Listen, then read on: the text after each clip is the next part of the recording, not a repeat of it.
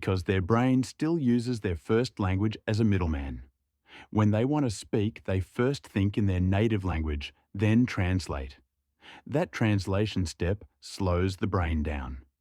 Welcome to EnglishVerse.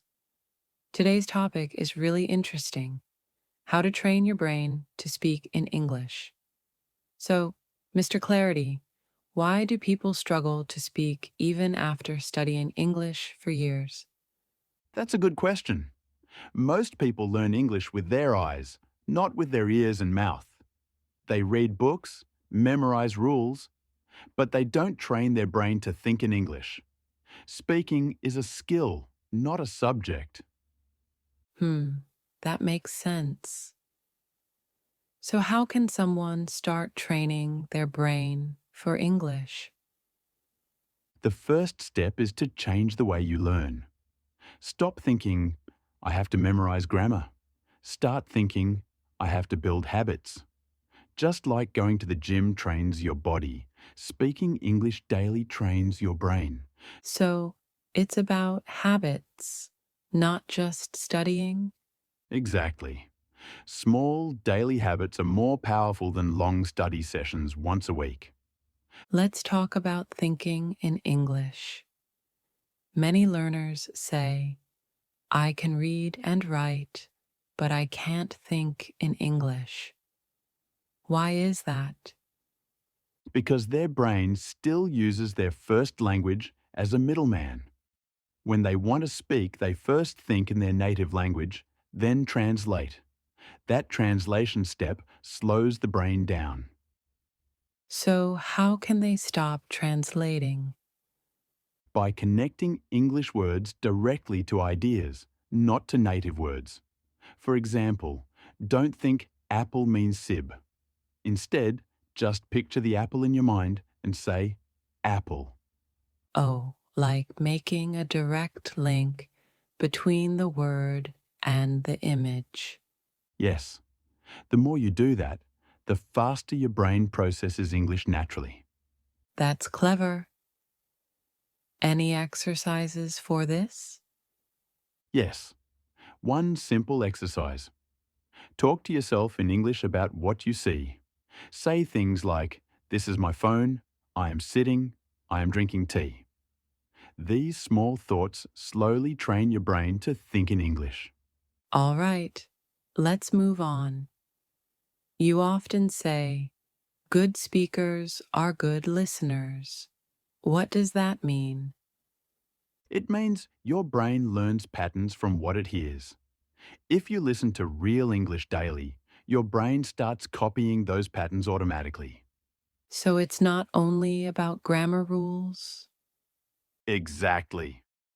Grammar is like the map, but listening is like walking on the road. You can't reach fluency with only a map. That's true.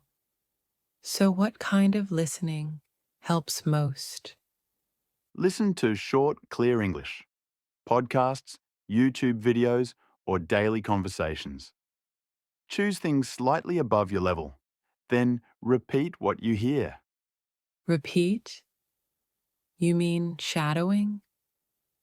Yes, that's right. Shadowing means you listen and speak at the same time.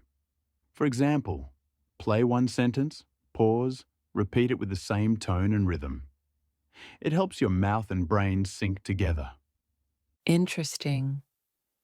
How long should learners practice this each day? Even 10 minutes a day is enough if you do it regularly. Let's talk about vocabulary now. Many learners say, I forget new words very quickly. What's the reason? Because they learn words without using them. The brain forgets what it doesn't use. So, how can they remember words longer? Connect new words with daily life. For example, if you learn delicious, say it when you eat something tasty. Use it in a sentence like, this food is delicious. When the word connects to an emotion or experience, it sticks. That's practical. Should they write the words too? Yes, writing helps too. Make small sentences every day. Don't just copy from a book. Use your own ideas. Like, I had a delicious breakfast. Exactly. Simple, real sentences are the best. Many learners say they know English but feel nervous to speak. Why does that happen? Because they fear mistakes. They think people will judge them. But in truth, mistakes are the best teachers. So, should they just speak even if it's not perfect? Yes, absolutely.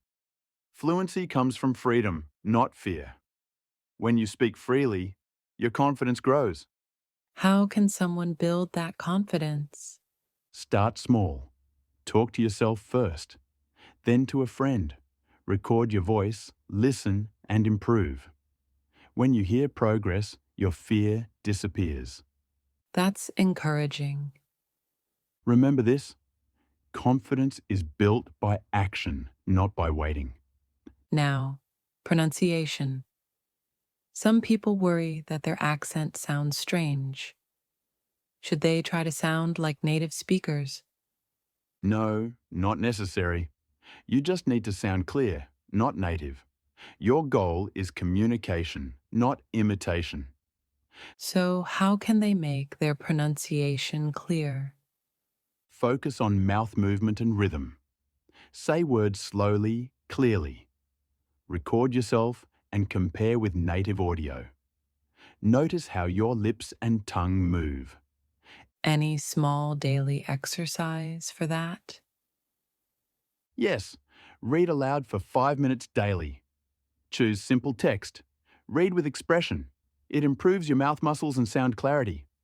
That's easy and useful. Exactly. Simplicity is the key. Let's talk about routines. How can learners include English in their daily life naturally? By making English part of everything they do. For example, change your phone to English, watch shows with English subtitles, and think in English while doing daily tasks. Like saying in your mind, I'm cooking rice, or I'm leaving home now. Perfect. Those small thoughts rewire your brain for English automatically. How long does it take to see real improvement? If you practice daily, you'll feel the change in 3 to 4 weeks. Your brain will start using English naturally.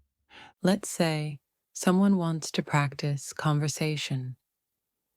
What's the best way if they don't have a partner? Talk to yourself aloud. Use a mirror. Ask and answer your own questions, like we're doing now. So, like self dialogue practice. Yes, it improves fluency and confidence. You can also record these sessions and check how you sound. Should learners memorize dialogues? Not memorize, but model. Listen to dialogues, understand the structure, then make your own version. Can you give an example? Sure. If you hear, "How was your weekend?" "It was great. I went to the park." You can make yours. "How was your day?" "It was nice. I met my friend." That's active learning. That's very practical. Let's talk about grammar. Many learners feel grammar makes speaking slow. Is that true? Yes, if you overthink it.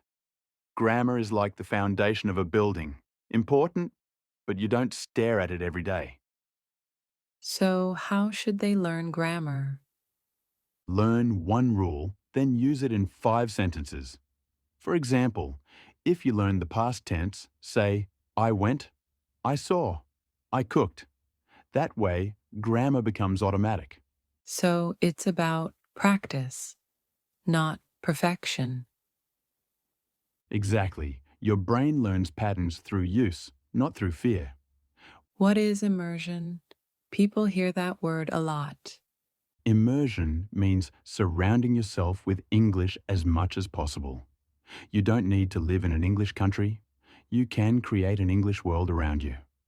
How can someone do that at home?